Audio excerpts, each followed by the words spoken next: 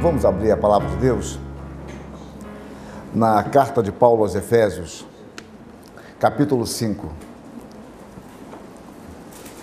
Esse texto é que está servindo de base para a nossa exposição e a partir de agora vai ficar mais claro isso. Eu vou ler nesse momento apenas um verso e depois nós vamos voltar. Logo, daqui a 5 minutinhos, vamos voltar no texto, mas vai ficar melhor no contexto. Então, no primeiro momento, eu quero ler Efésios capítulo 5, eu estou cortando o texto de propósito, porque a base do texto seria desde o versículo 1 até o 6.4.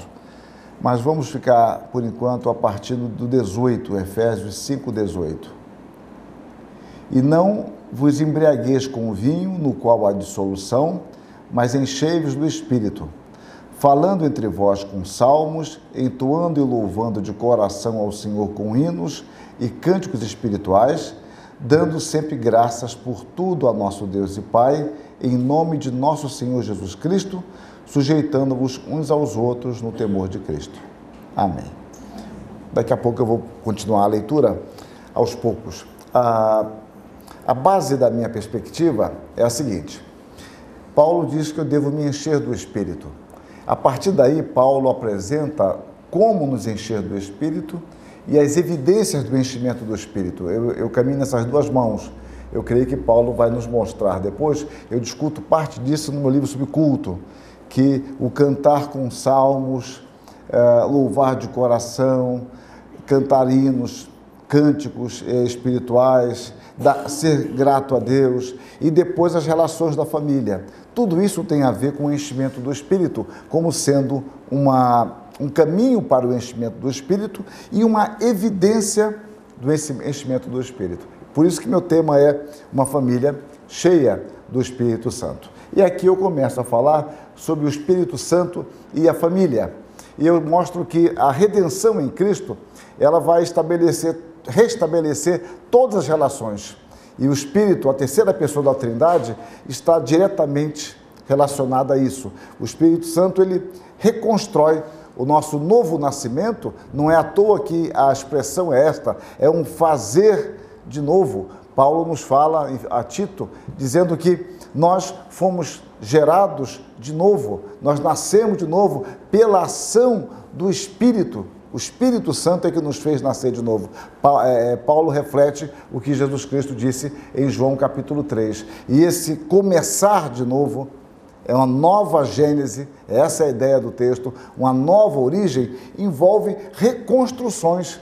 E quão difícil é reconstruir coisas, refazer coisas. Pense na casa de vocês, quantas coisas estão para serem refeitas. Aquele Durepox está lá debaixo da pia. Até segunda, mas não disse de que ano. Até segunda. Né? É por isso que eu tenho um dito, que é assim, conhece a expressão gambiarra? Conhece? Não, conhece e vivencio, né? Eu também. A gambiarra que dá certo não presta. Meu ditado é esse. A gambiarra que dá certo não presta. A gambiarra, ela tem que deixar um sinal de que ela não é permanente. Porque se ela for permanente, você esquece. Então, botou Durepox. Se não pingar um pouquinho naquele papel cor-de-rosa debaixo da pia, não adianta, você esquece. Ela tem que pingar para que quando for a dona de casa mexer no sal que está por ali, ela vê, olha, não ficou bom isso aqui, tem que chamar um encanador, etc, etc. Se funcionar, não dá certo. Lembra-se de óculos que você coloca Super Bond? Dentista que obtura no caso de cola um dente com Super Bond, eu já vi dentista falar isso, uma emergência, coisas assim que você vai quebrando um galho, aquele livro que está debaixo da mesa para poder ficar o pé certinho, vai ficar aquilo ali a vida inteira. Isso a gente costuma fazer, o barbantinho no acelerador, que a mola quebrou, você quer puxar para cima. Então, gambiarra que presta não serve. Ela tem que ser uma gambiarra meio gambiarra. Então, recomeçar coisas, retomar, você vai começar a passar verniz na madeira em casa. Aí compra aquela base, que é a base de água, porque não tem menos cheiro e tal. Aí você parou, olha, só nas próximas férias. E se bobear na aposentadoria. Porque é difícil recomeçar, refazer, reconstruir. Como eu gosto muito de arrumar mala de carro. porta-mala. Gosto de arrumar. Eu lembro meus tempos de meus filhos pequenos, a noite anterior fazer uma engenharia, tal, um mapa de como colocar cada mala. Eu fico pensando quem tem mais de uma filha, como é que deve ser, né? Porque leva mais coisas, né? Leva mais coisas. Bom, então arrumar aquilo ali. Mas tem hora que você fala, esse porta-mala é grande. Aí você joga de qualquer jeito e não dá certo, porque dá e sobra, mas não de qualquer jeito.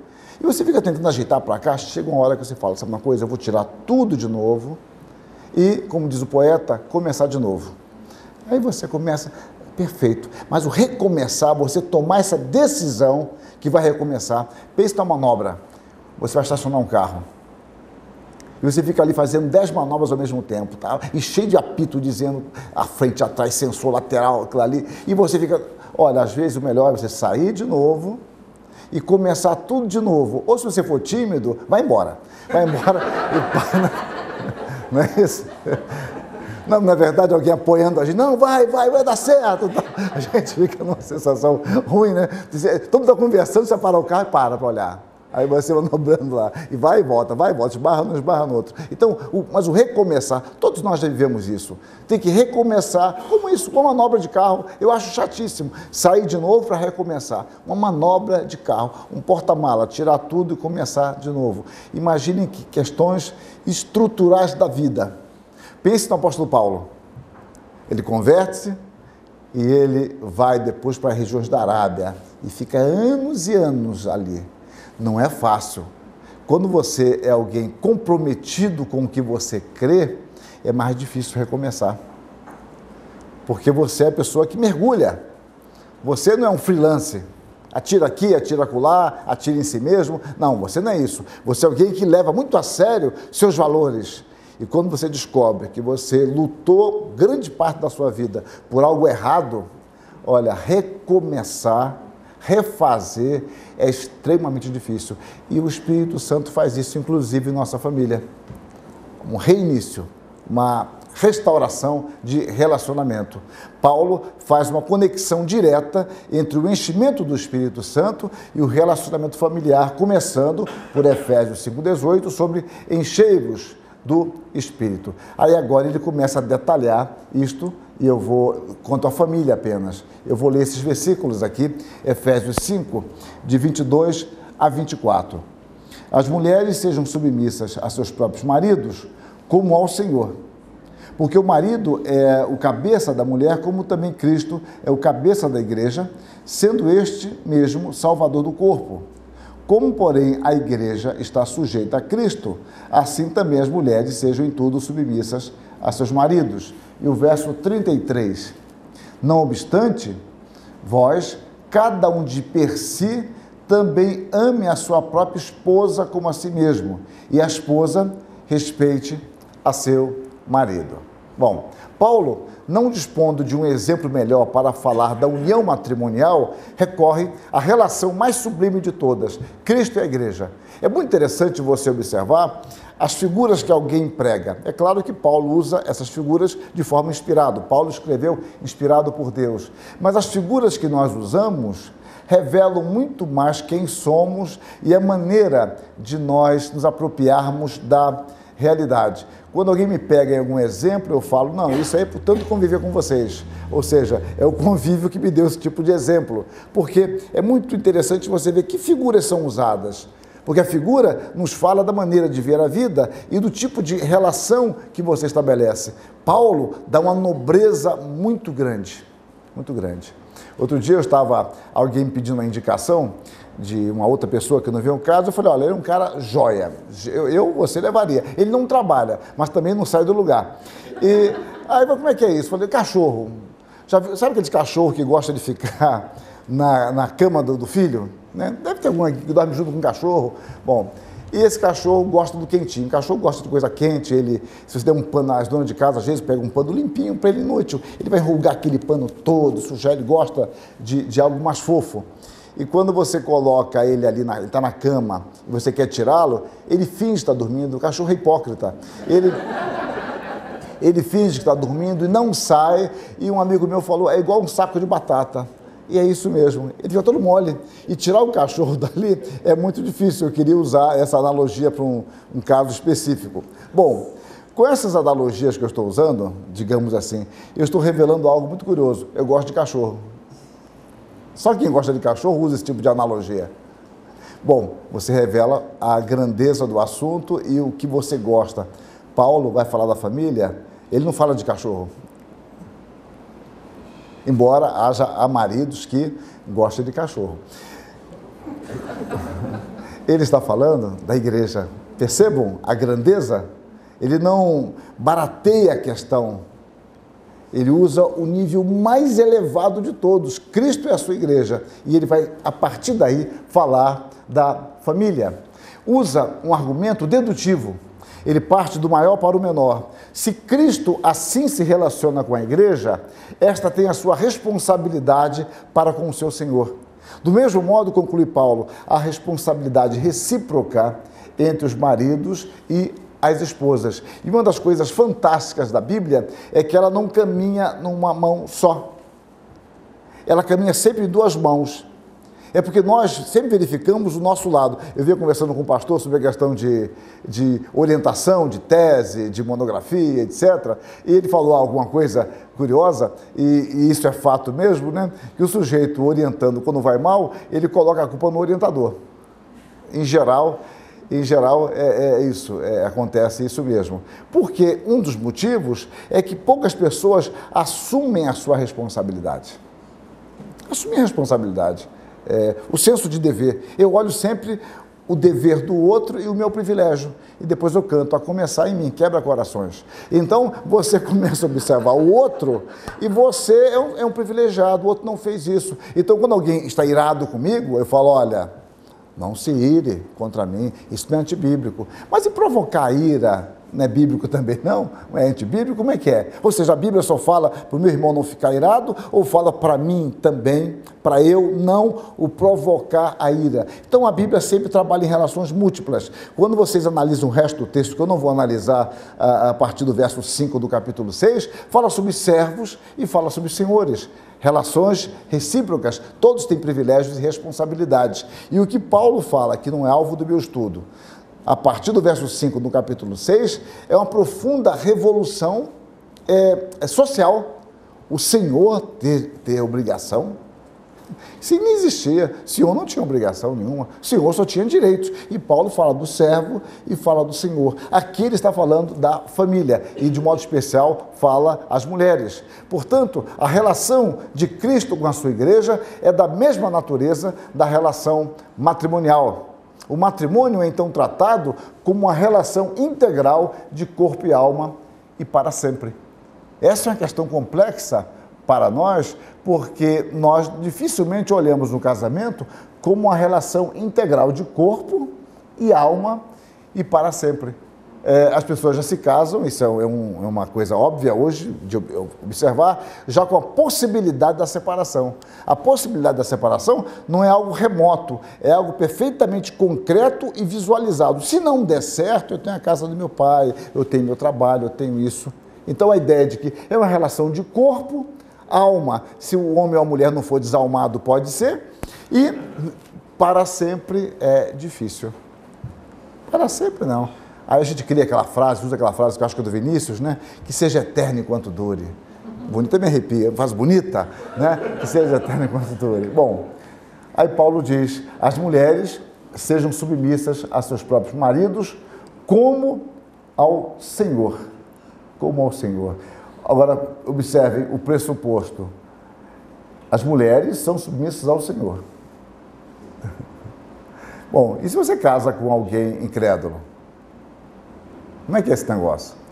Como ao Senhor.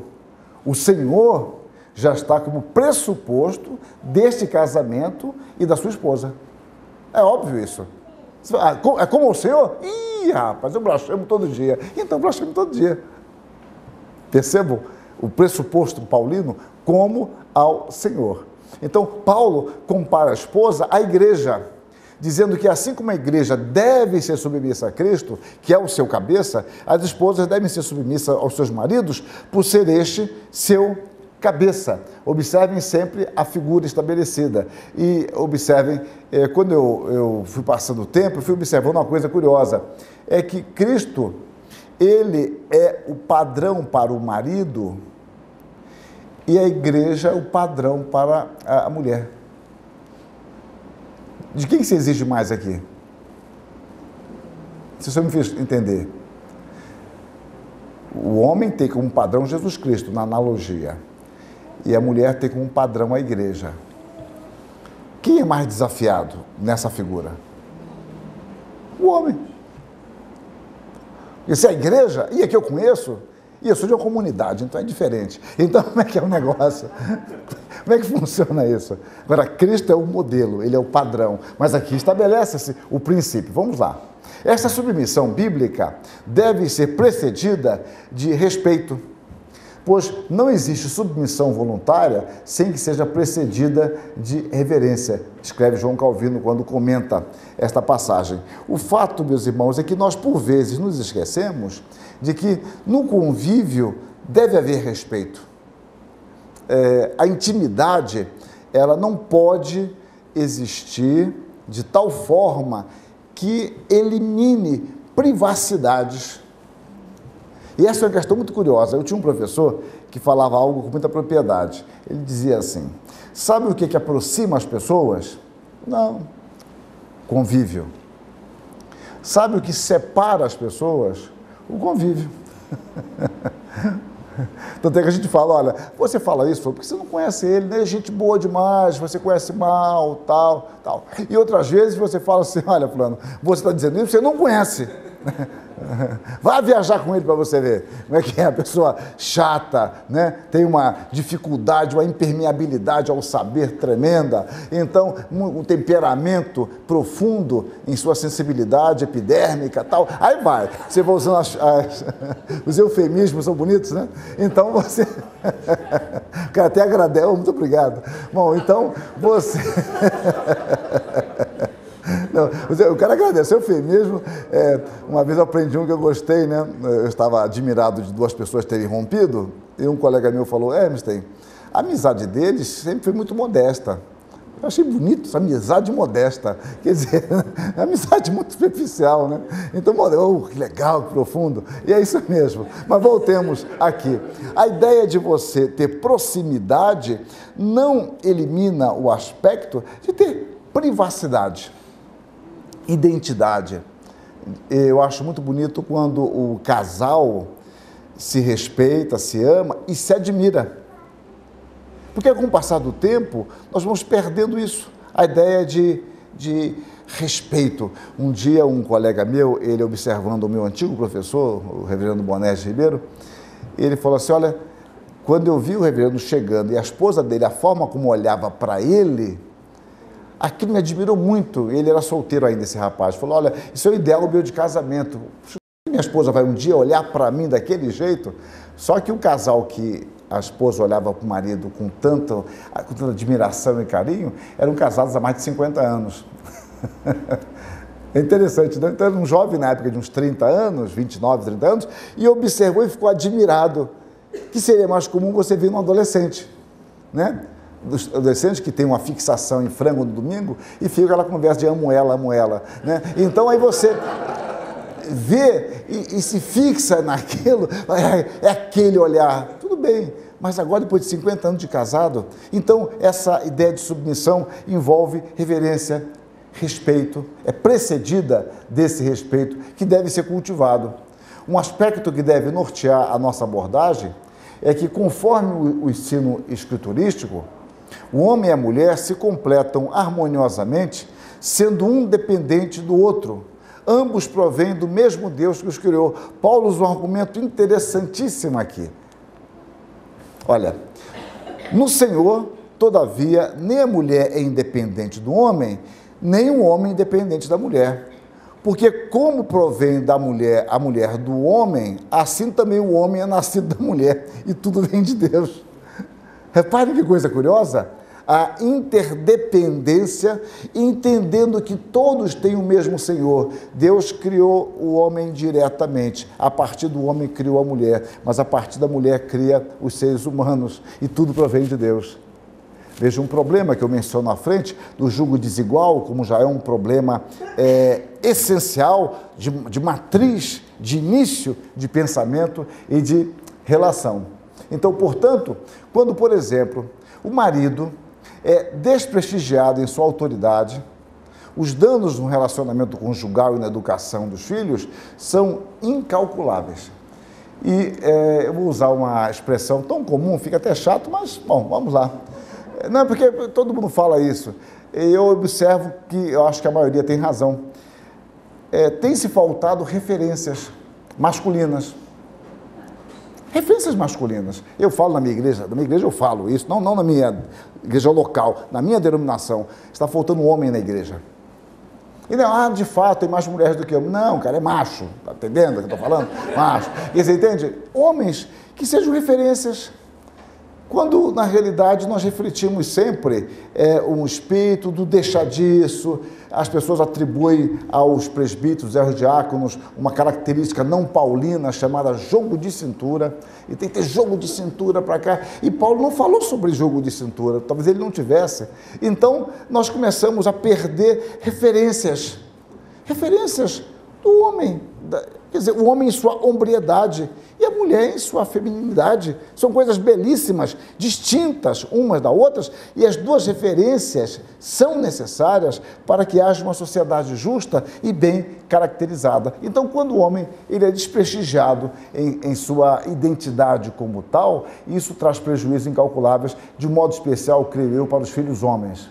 Creio que nem sempre isso tem sido percebido, inclusive nos lares cristãos, quando mesmo em brincadeiras, os maridos são alvos de situações ridículas, onde preponderam, às vezes patrocinados por esposa e filhos, aspecto do seu temperamento, ou mesmo de algum trejeito, vestuário ou aparência.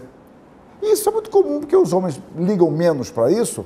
E eu não estou dizendo que eles devam ligar, mas acontece isso mesmo. Às vezes o homem é meio desligadão com a roupa, e as mulheres são muito mais cuidadosas, ainda bem, do que nós. Então, às vezes, vira uma cena de ridículo, uma brincadeira aqui, outra ali, o ronco do pai, a meia do pai, o odor que exala com insistência preponderante e invencível dele. Então, quer dizer, isso tudo vai engraçado. O homem é assim, ele é assim. Seu pai roncou essa noite, nossa, e não sei o que lá mais. Olha, observe seu pai para bom gosto, nossa, observe sua roupa dele, como é que ele coloca, como é que ele faz. Está comendo muito, está engordando. Isso tudo tem o seu lugar próprio, eu acho que tem.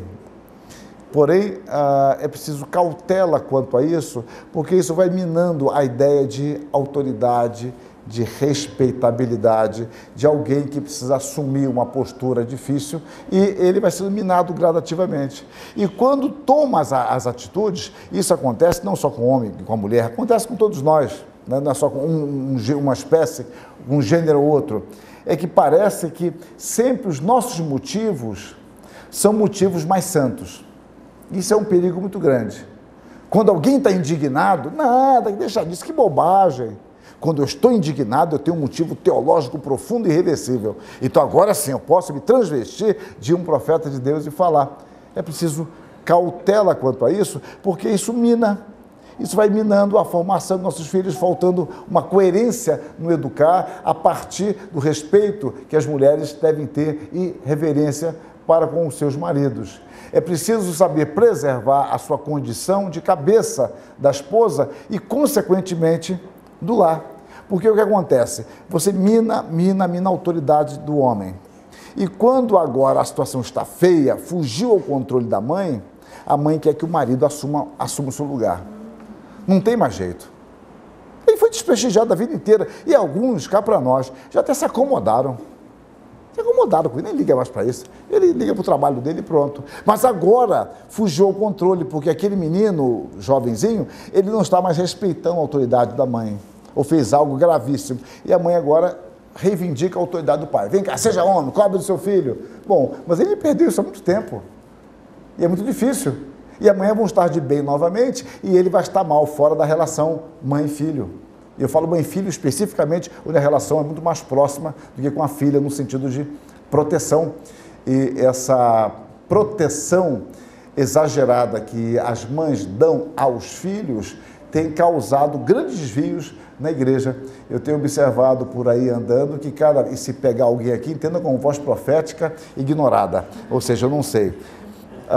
Cada vez mais os meninos demoram mais a casar, são imaturos, e estão com 35 anos em casa, um quarto enorme, 5x5, suíte, televisão 62 polegadas, vendo o jogo do Corinthians.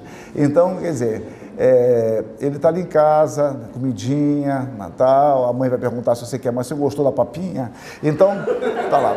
Então, você está lá na sua casa, tem televisão, você tem seu vídeo, você tem seu computador, sua internet, tem a net, que se paga 500 pau, tem todos os canais imagináveis e inimagináveis, você tem, mas você gosta do Simpson, é natural. Então, você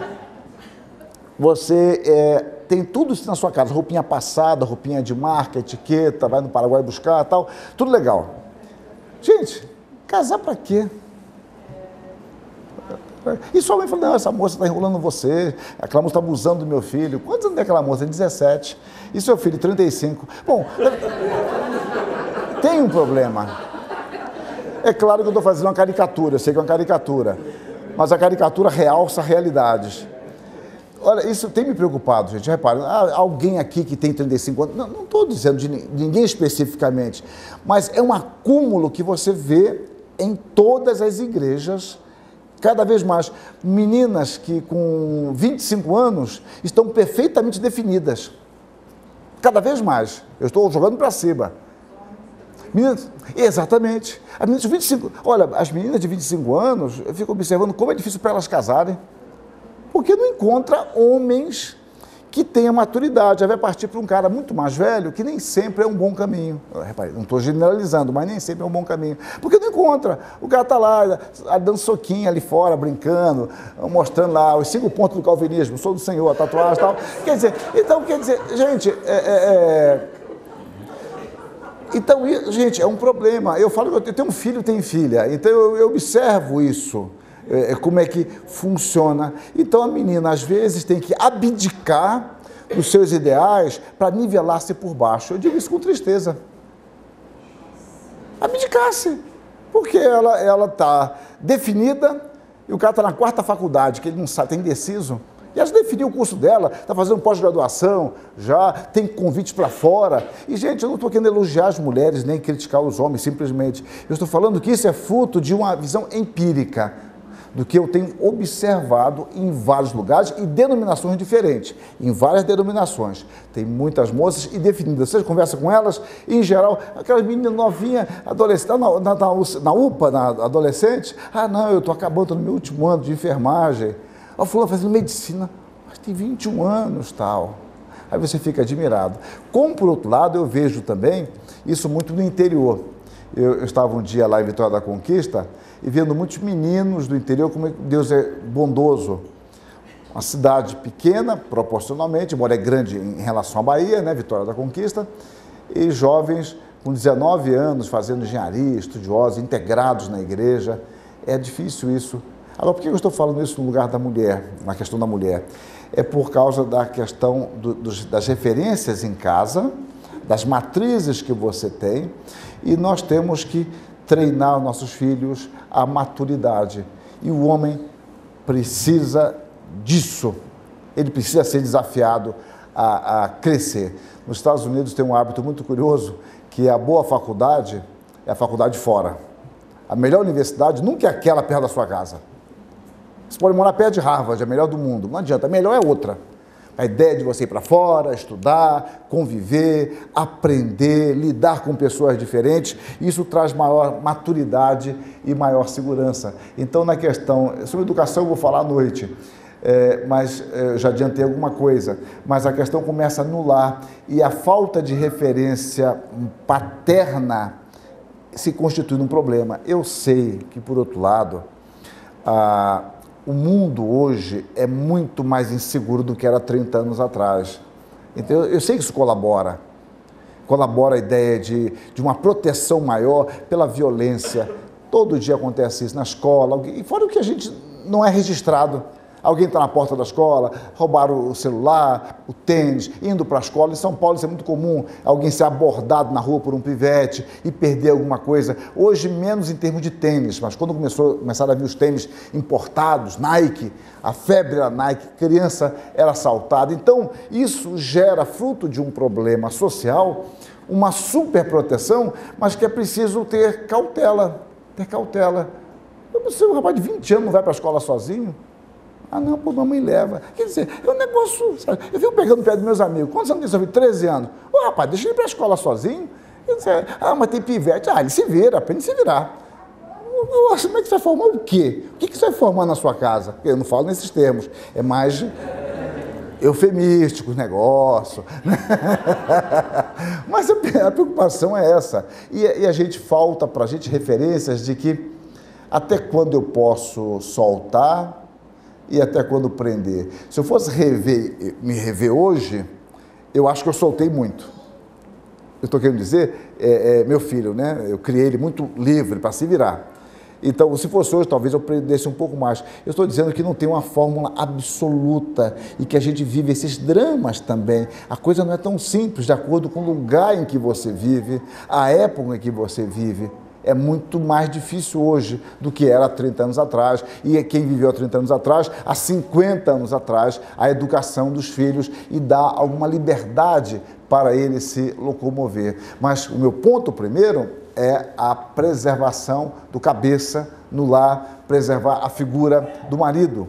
Um lar sem autoridade caminha para o seu esfacelamento. Depois, Paulo diz sobre o amor sacrificial e preservador por parte dos maridos. Essa parte aqui eu acho que vou pular, viu? Porque a parte aqui do verso 25.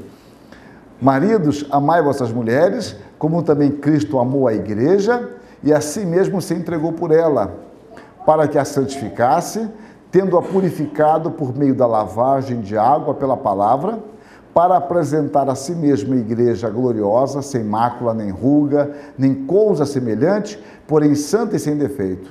Assim também os maridos devem amar as suas mulheres, como a seus próprios corpos.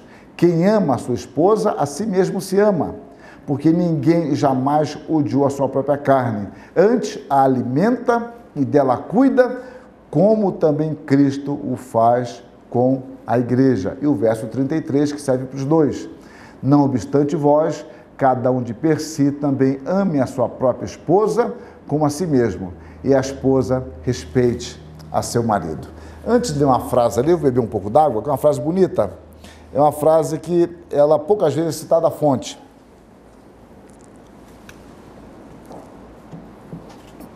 Bom, vamos lá. Eu acho que ela está aqui. É isso mesmo. Se refere à mulher. Não foi feita da sua cabeça como para ter domínio sobre ele, nem de seus pés como para não ser pisoteada por ele, senão de seu lado, para ser igual a ele, debaixo de seu braço, para ser protegida, e de junto ao coração, para ser amada. Bonita, né? Jovens solteiros, decora essa frase que ela não faz.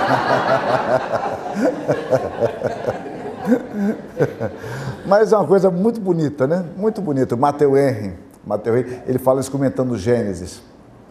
Muito bonita a frase. E a ideia, né? O conceito, que me parece um conceito bíblico. Bom, eu volto aqui.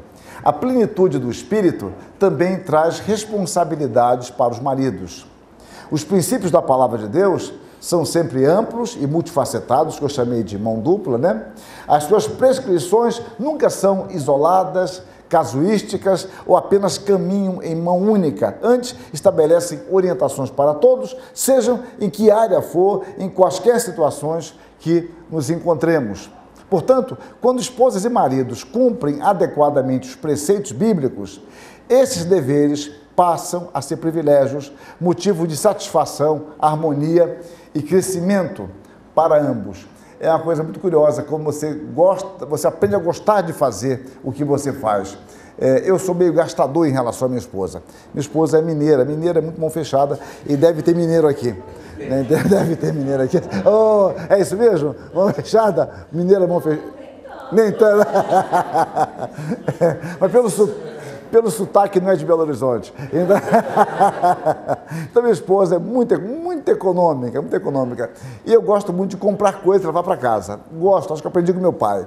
De ir lá a Salvador, vou naquele lugar lá, como é que é? Cidade alta, cidade baixa, e tinha que parecer da terra, porque turista mais caro, aí tinha aquele capim dourado.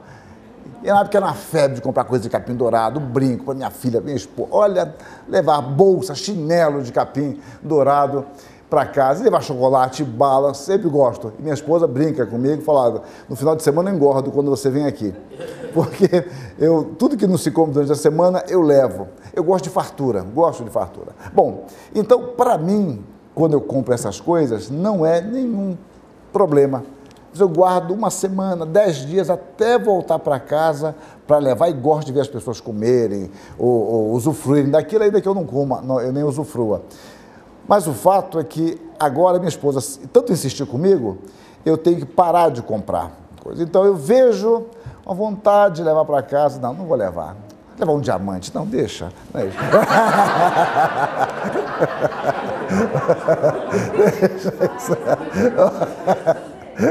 Um marido desse que eu queria, né? Esse também a minha esposa queria, esse diamante ela queria também a ficção. Mas a ideia de comprar alguma coisa e levar para casa, hoje eu tenho evitado, porque minha esposa tem razão, você às vezes compra coisa bobagem que está lá em casa e acaba não sendo usado. Às vezes você é exagerado. Mas eu estou dizendo isso por via negativa, o seguinte, que quando você gosta de alguém, você tem prazer em prestar serviços, em fazer algo, em trazer algo, em demonstrar que você lembra. Isso se torna algo natural. O que poderia ser uma obrigação, manter o lar, poder manter passa a ser um privilégio. Claro, haverá momentos que você não vai poder, há circunstâncias, mas eu estou falando em condições normais, isso passa a ser um motivo de alegria e de satisfação para ambos. Os maridos, eles são comparados a Cristo, que se deu pela igreja para preservá-la e continuamente dela cuida, auxiliando-a inclusive em sua santificação. É uma questão curiosa, quantas vezes nós oramos pelas nossas esposas? Não apenas quando ela está doente, mas orar pelo crescimento espiritual, pela maturidade dela. Isso é um dever recíproco, porque Cristo está comprometido com o crescimento da sua igreja. Assim também os maridos devem estar. E Paulo eu vou voltar um texto dele daqui a pouco, um verso que eu li há pouco, que é bastante enfático quanto a isso. Cabe aos maridos amar as suas esposas de forma que procure sempre o seu bem-estar, dispostos ao sacrifício, se necessário, para que o objeto do seu amor permaneça saudável, seja em que aspecto for. Agora, eu converso isso com minha esposa de quando em quando, é que o comportamento, ele precisa de reforço. De reforço. Se não há reforço, aquilo se perde. Eu fico observando comigo mesmo quantas coisas eu deixei de fazer e que eu gostava de fazer e acho que deveria continuar fazendo, mas só que você vai se acomodando. Acontece com vocês também isso? Na vida a dois? Eu lembro de minha esposa me levar sempre à porta. E talvez eu nunca tenha dito isso para ela, que gostava quando ela me levava à porta. Não era para ter certeza que eu ia embora, mas era a despedida. É porque pode acontecer. Mas era legal isso, levar a porta. Eu gostava muito de abrir a garagem para minha esposa. Sempre gostei de fazer isso. Podia estar chovendo principalmente. Eu saía e abria, porque eu sempre achei chata a mulher ficar se achando, abrindo o portão, segurando o portão. Peraí, eu estou em dúvida agora, vou estar de ré, vou estar diferente aqui. E na chuva, eu sempre achei isso deselegante. Então, eu sempre fiz isso. Com o passar do tempo, eu já não faço mais isso. E ao mesmo tempo, eu me lembro, poxa, eu não faço mais isso, devia continuar fazendo. Ah, mas a vida, tal. Ou seja, vai passando, você vai perdendo. Eu estou falando de coisas muito pequenas, mas nós não recebemos, às vezes, reforço. E o que é um reforço? É dizer que gosta, que aquilo é agradável, que aquilo é admirável, de que aquele pequeno gesto traz alegria. Quanto tempo faz que um marido não diz para sua esposa que gostou da comida? De falar para ela, hoje você conseguiu algo quase inalcançável. O quê? Você se superou. Menos um pouquinho, menos, tá bom. Mas é uma coisa do cotidiano. Quando eu falo sobre perdão, que é um assunto que eu gosto de falar, eu pego um pontinho e coloco numa folha em branco e falo, o que é que vocês veem aqui? A maioria esmagadora vê o pontinho e não a folha. A folha, então eu aplico dizendo, olha, a gente vê o pontinho, mas não vê a folha. Eu vejo o café que está muito forte, eu não gosto de café forte. Então eu vejo o café muito forte. Nossa, hoje o café está forte, mudou o melita, que café é esse? É caboclo? O que é esse café? Então, forte. Mas o pão de queijo, o bolo e tal, estava ótimo, eu não vi. Eu vi o café que estava forte. Mas uma tendência nossa, não é que você não veja outras coisas, parece que o ódio, entre aspas, ele é mais motivador do que o amor, no sentido de que eu, quando não gosto, eu sou mais impetuoso. Eu tenho uma grande amiga, que foi minha secretária, trabalha na ouvidoria, e eu tomei café com ela outro dia e falei, Jamile, me diga uma coisa, como é que é isso? As cartas, como é que são a ouvidoria? Muita coisa para elogiar? Não. Vai reclamar. Então, reclame para isso também. Mas por que não elogiar? É preciso muito mais coisas. Quando um aluno vem e fala, eu gostei muito da aula de fulano, professor brilhante, fala o seguinte, diga isso para ele. Você gosta da aula dele? Oh, achei um curso magnífico, cursos intensivos. Escreva para a ouvidoria e diga que o curso foi magnífico.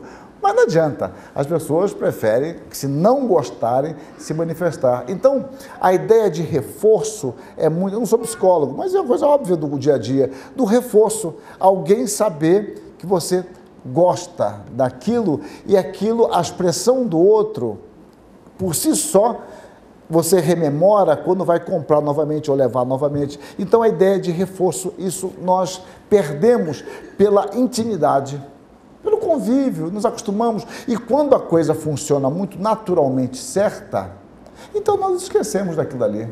Se aquilo funciona como um relógio, então você já não percebe mais aquilo, porque é aquilo do seu cotidiano. Então, é preciso que nós amemos, cuidemos de nossas esposas, para que esse amor permaneça saudável e, ao mesmo tempo, eu estou dizendo que, para que isso seja bem azeitado, o reconhecimento, uma palavra de estímulo, de reforço, é importante. Lloyd Jones diz que é somente quando compreendemos a verdade sobre a relação de Cristo com a igreja que podemos realmente agir como os maridos cristãos devem agir. Aqui surge um outro ponto. Quando o marido assim procede para com a sua esposa, quando ele consegue sair de si mesmo para objetivar prioritariamente o seu amor, está cuidando de si mesmo. Os dois são uma só carne. É impossível ser feliz fazendo o outro infeliz. Não dá. Não dá. Vocês conhecem a expressão trombudo? Não conhecem a expressão trombudo? É uma expressão carinhosa que usa para o outro quando o outro está empurrado. Eu cheguei em casa e falou que estava trombudo, da ideia de uma tromba grande. Ninguém conhecia isso? Alguém conhecia, muito bem. Mas não fala não, né? Só conhece. Então a expressão, é que eu nunca sei essa expressão de onde veio. Eu morei em alguns lugares, então eu fico perguntando em cada lugar. Então você chegar em casa e encontrar a sua esposa trombuda, a sua alegria se esvai. Dá para ficar dentro de... E os homens sabem disso. A mulher, ela tem uma característica de onipresença no lar. É uma coisa muito curiosa. Uma mulher mal-humorada em casa é algo terrível para nós. Não é porque a panela de pressão é barulhenta, que está dentro da frigideira. Bom, não sei, aliás, eu gosto de fazer bolo, acho difícil mexer naquele negócio lá, é uma barulheira que faz, né? Bom, bolo e canjica eu sei fazer. Bom, então, voltando ao meu ponto. Você conviver com alguém que está infeliz, está mal-humorado, pode ser um dia um aborrecimento, mas quando você está fazendo o outro infeliz, como é que você pode ser feliz? Como é que o marido pode ser feliz se ele não consegue a felicidade da sua esposa dentro da esfera dele? Porque ele tem esfera. Ele não vai preencher carências que a esposa tem e vice-versa, que na realidade são questões espirituais. Melhor que seja o marido, melhor que seja a esposa, nós somos seres metafísicos. Eu não substituo Deus, nem ela vai substituir Deus na minha vida. Então, temos que resguardar essas questões. Mas eu estou falando de coisas na nossa esfera de ação. É impossível ser feliz fazendo outro infeliz. Daí, percebermos a relação essencial dos dois princípios. A mulher é submissa e respeita o seu marido, que a quer feliz e dela cuida prioritariamente. O marido, por sua vez, esquece-se de si em prol de sua esposa, que por ser submissa está sempre à procura de melhor agradar-lhe. Assim, as Escrituras apresentam uma cadeia perfeita de relação. Ambos são uma só carne, que se ama, preserva e protege. É um dependendo do outro, e um dependendo do outro, inclusive, para se concretizar como pessoa, na intimidade da vida familiar, no aspecto físico e no aspecto psíquico e, por que não, no aspecto espiritual, já que a origem do casamento não é apenas físico, nem é apenas psíquico e não é apenas espiritual, mas há uma integridade do ser humano, homem e mulher. Deste ponto, fica ainda mais evidente as dificuldades inerentes a um matrimônio em conjugo desigual. Por quê? Porque o nível de exigência ou o nível de aceitação da palavra é diferente. O texto que Paulo está usando, ele não está falando especificamente de casamento, mas ele está nos mostrando como um jugo desigual nos leva a problemas sérios de manutenção. A brincadeira que eu uso é o seguinte, é de você carregar um piano subindo e descendo escada. Então, se eu for subir a escada com um piano e com uma pessoa me ajudando, eu quero ir na frente. E se for descer, eu quero atrás. Numa linguagem acadêmica, pega leve, é isso mesmo. É isso mesmo. Eu estou brincando. Tem a música que fala pega leve, é isso mesmo. Que na frente é fácil. Eu posso até erguer ainda mais o piano. Quanto mais eu erro, o peso cai sobre o outro. Né? E para descer, não. Para descer é uma coisa. Eu dou uma empurradinha. Outro dia... Esses dias alguém, eu não gosto de Face, para mim eu não gosto de Face, eu não tenho tempo para isso, mas respeito quem fica lá, fui ao banheiro e tal. Bom, então é o seguinte, minha esposa gosta, minha filha gosta e tal.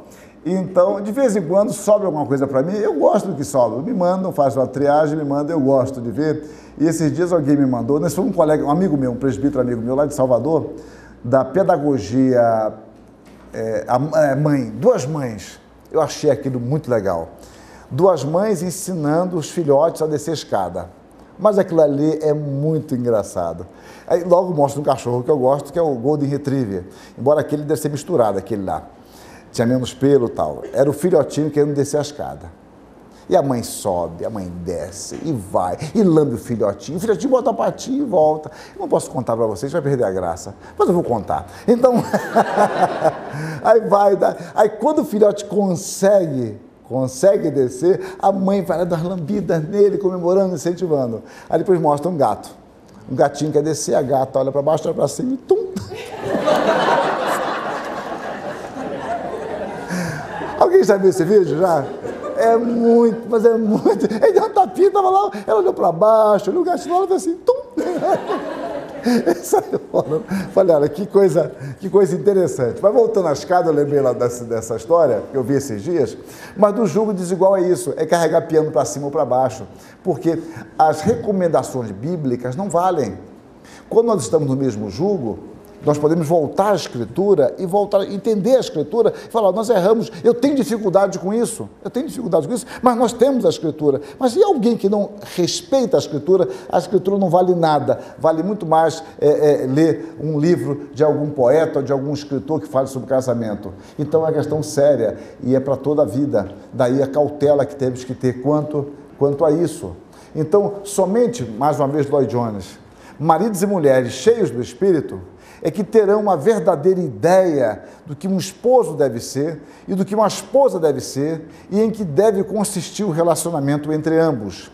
É o único meio pelo qual obter paz, unidade e concórdia, em vez de desunião, briga e separação, com tudo que resulta desses males. Porque as consequências, elas são enormes e você não tem controle sobre as consequências de uma separação, e pode acontecer e acontece, ou das brigas, separação, os filhos, o imaginar dos filhos, o tipo de famílias que eles vão constituir a posteriori, a partir das referências que eles tiveram. Nós não temos controle sobre isso. Então, Paulo, e eu quero concluir, Paulo é enfático. Eu volto ao verso 29.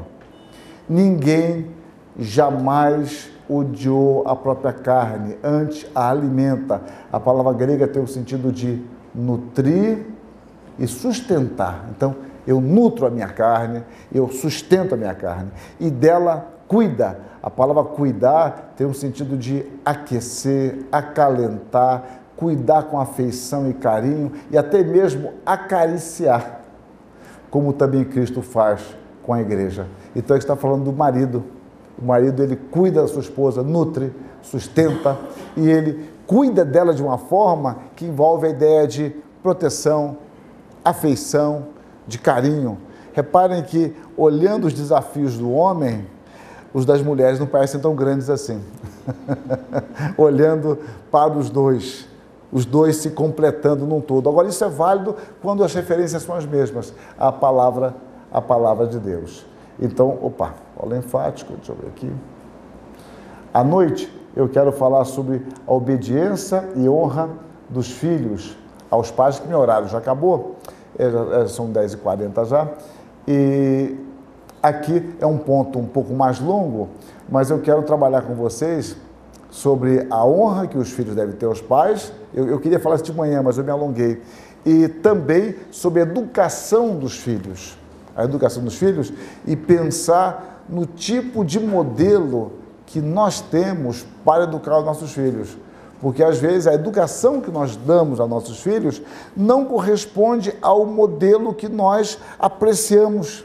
Ou seja, nós criamos uma dicotomia entre vida cristã e uma vida secular. Então, eu creio na palavra, mas educo de uma forma totalmente diferente a palavra de Deus. Mas eu vejo à noite, eu tento ser um pouco mais breve nessa parte aqui à noite e gasto mais tempo na outra que eu quero mostrar em termos de ideais, quais as metas que nós temos e entrar pelo caminho do planejamento. Se eu tenho tal meta, e a educação que eu dou tem que caminhar para ela. E aí essa certa esquizofrenia que existe entre nós, entre um crer e um fazer. E Deus nos abençoe.